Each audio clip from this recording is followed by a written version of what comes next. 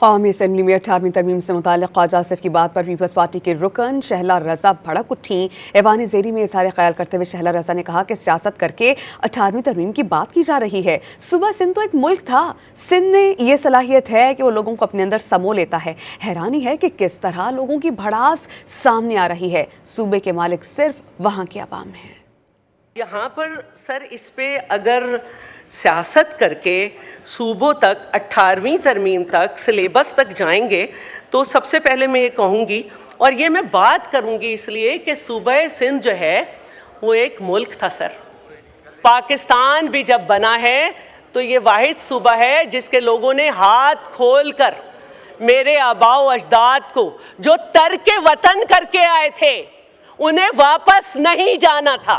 वो तर्क वतन करके आए थे, अपनी जायदादें, अपने बड़ों की कब्रें सब छोड़कर आए थे।